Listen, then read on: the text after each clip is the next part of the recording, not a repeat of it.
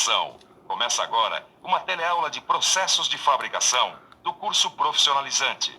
Você vai assistir a teleaula de número 34. Bons estudos!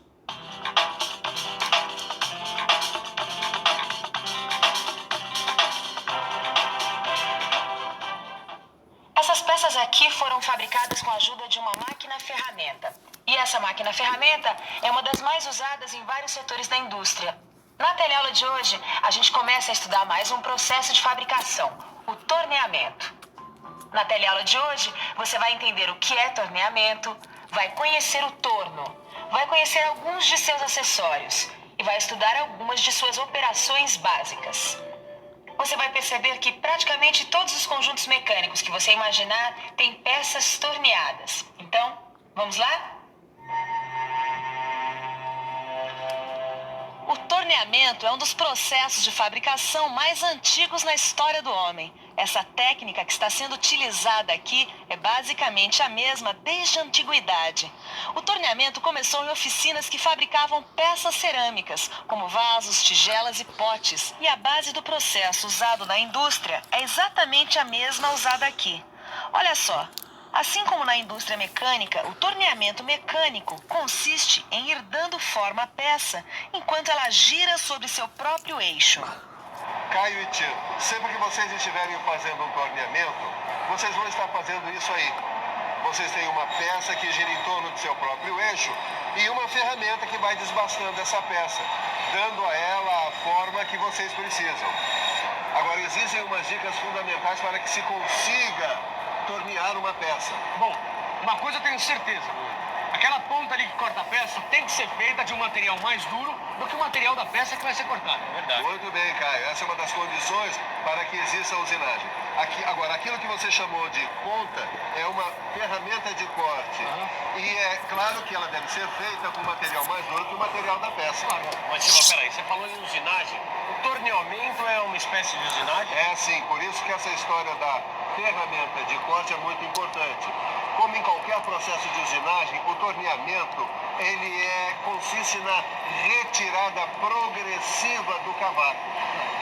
Vejam, a ferramenta de corte tem que estar bem presa ao porta-ferramenta para que a força necessária para a retirada do cavaco possa ser feita sobre a peça. Só assim a gente tem um corte contínuo e regular.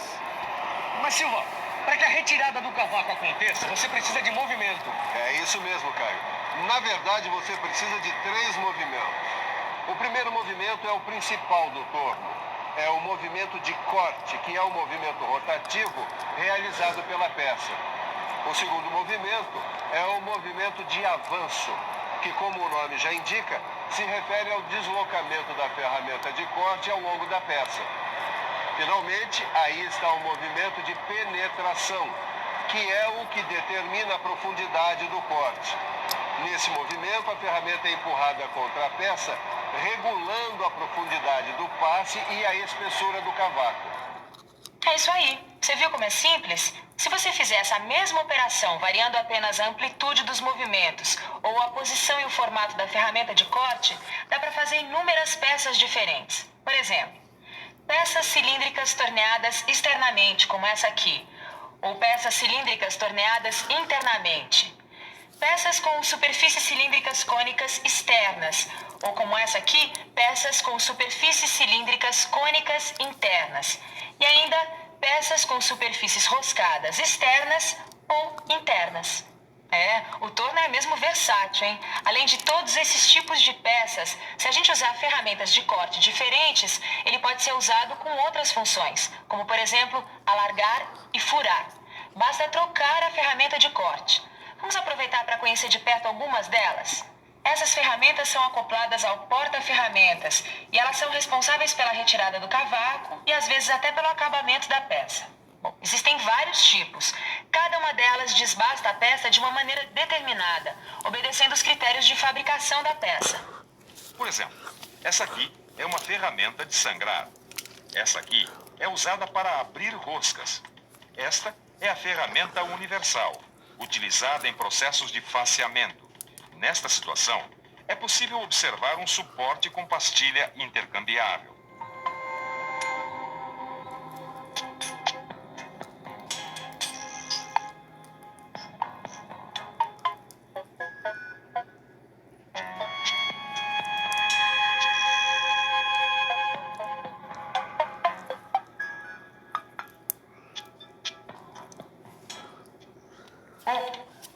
você já está por dentro do torneamento.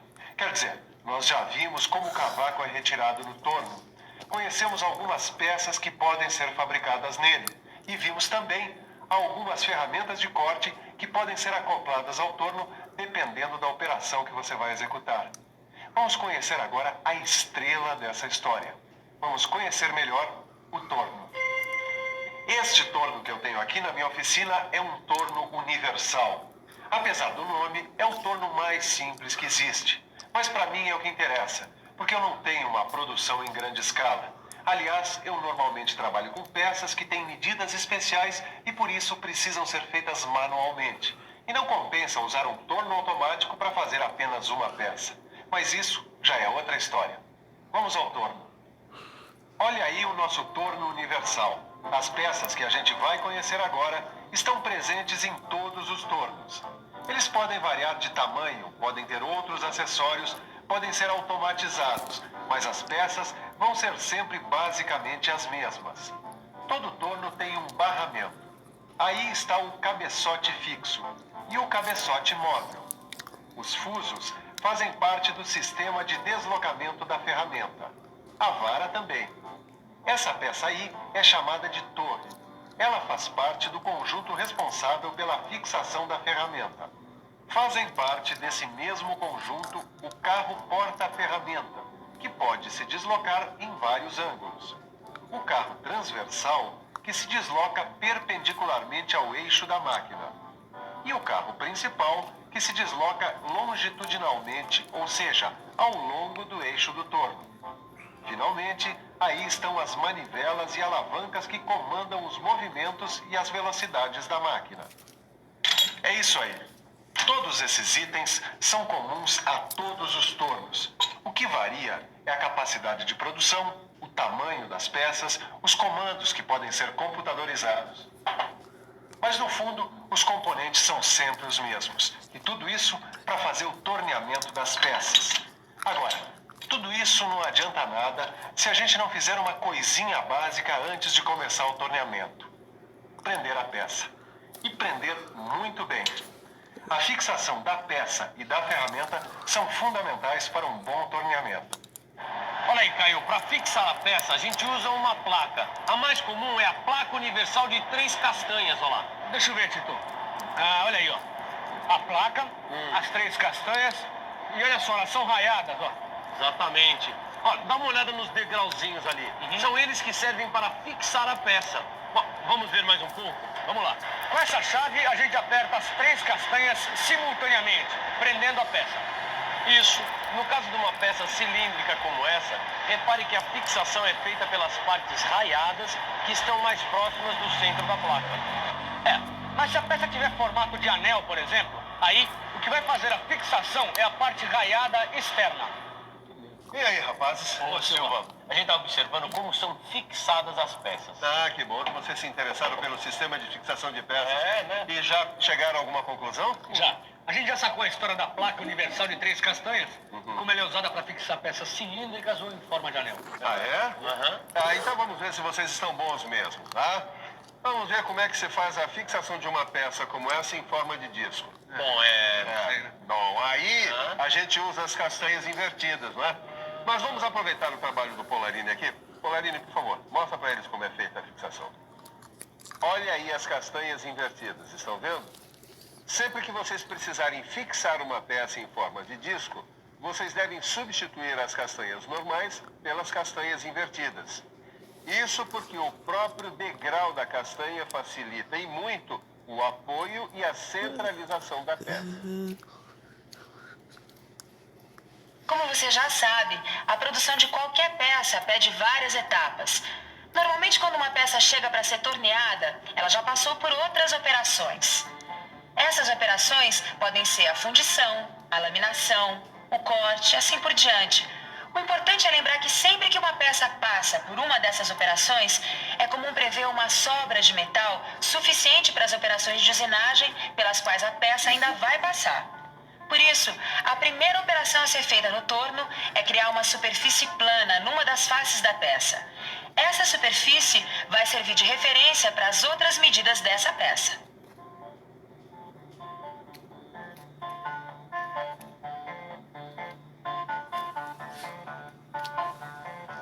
Essa operação, que é sempre a primeira coisa que a gente faz na peça que vai ser torneada, chama-se faceamento.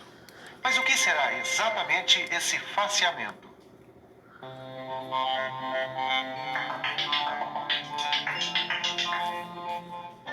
Facear, como o nome já diz, é criar uma face. Uma face plana que vai ser a referência para as medidas da peça. Vamos imaginar que a peça a ser fabricada tenha um rebaixo externo. O comprimento desse rebaixo vai ser medido a partir da face criada na operação de faceamento.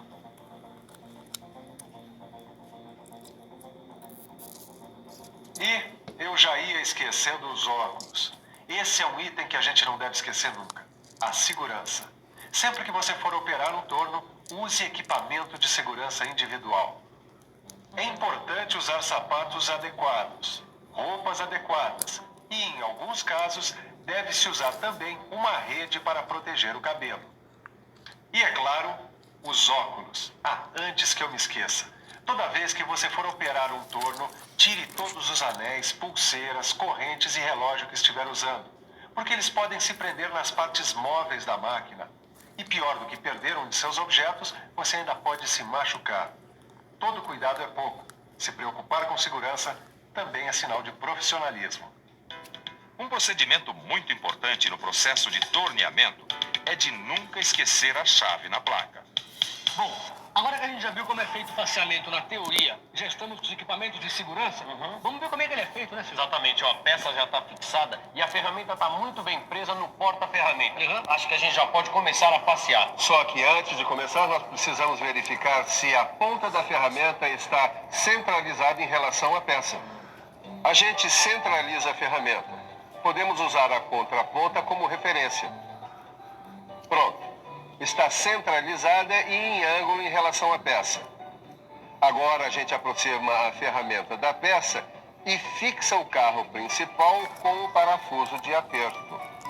E finalmente a gente consulta a tabela de velocidade de corte, seleciona a rotação do torno e pronto, já podemos ligar a máquina. Agora sim, a ferramenta é aproximada da peça até tocar a parte mais saliente.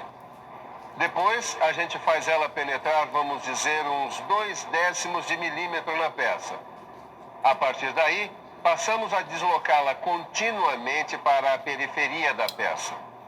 A gente repete esse deslocamento até terminar o faceamento. Outra operação que é básica é o torneamento da superfície cilíndrica externa. Calma que é só o nome que é cumprido. Na verdade, essa operação é tão simples quanto a outra. Como sempre, a gente centraliza e fixa bem a peça. Depois, temos que montar a ferramenta no porta-ferramenta. Aí, é a hora de selecionar a rotação do torno. Pronto, já dá para fazer.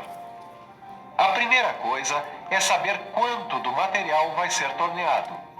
Tendo a medida, a gente confere na peça com o paquímetro. Aí, a gente marca essa extensão com um risco, aciona o torno e faz um risco de referência. Pronto, agora é só tornear. Prontinho, agora chegou a hora de dar uma boa revisada em tudo que você aprendeu hoje. E atenção, se liga aí que é hora da revisão. Na teleaula de hoje, você ficou conhecendo o torneamento. Aprendeu que o torneamento é um processo de fabricação muito antigo. Você ficou conhecendo o torno universal e seus componentes. E viu como são feitas duas operações básicas de torneamento: o faceamento e o torneamento de uma superfície cilíndrica externa. É isso aí. Na próxima teleaula tem mais. Bom, a gente vai continuar descobrindo os segredos do torneamento. Bom, mas para isso, você não se esqueça, hein? Aprofunde tudo o que você viu nessa teleaula no seu livro. Bons estudos e